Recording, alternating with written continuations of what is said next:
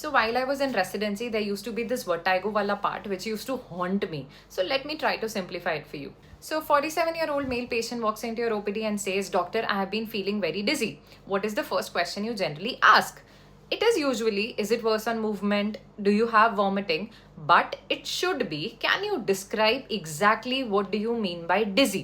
So, dizziness is not a diagnosis, it is a symptom with multiple meanings, and many of us use the word dizziness and vertigo interchangeably. So, dizziness is an umbrella term that points to four differential diagnoses. Number one, vertigo. So, in vertigo, the patient will say, "The room is spinning." That is true vertigo, which is an illusion of movement. Now you're thinking about the vestibular system that can be either peripheral or central. So peripheral causes would include BPPV, vestibular neuritis, and Meniere's disease. Central causes would include brainstem stroke, cerebellar stroke, multiple sclerosis, and posterior fossa lesion. So with just one answer, you have already localized your problem.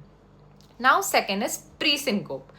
Another patient says, "I feel like I am about to faint. मेरी आंखों के सामने धुंधलापन छा रहा है." That is pre-syncope, which is not primarily an ENT problem. So now your differential shifts towards reduced cerebral perfusion. Think of arrhythmias, postural hypotension, dehydration, anemia, vasovagal episodes, cardiac diseases, etc. Completely different system, completely different workup. Third is disequilibrium. A third patient says, "I don't feel like the room is spinning. I just can't walk steadily." That is disequilibrium, and now you're evaluating the systems which are responsible for balance. That is the cerebellum, proprioception, motor function, and vision.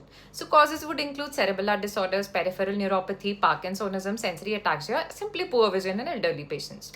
Now the fourth type is non-specific dizziness. Some patients simply say, "I just feel off." There is no spinning, there is no fainting, there is no imbalance.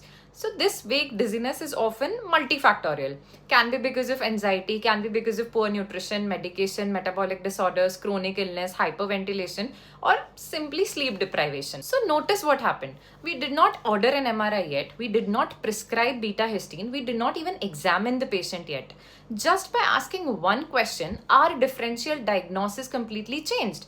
And that is the power of history taking. So never treat the word dizziness. First, define what the patient actually means. Before jumping onto a detailed history taking, also don't forget to assess the red flag signs and seek urgent care for them.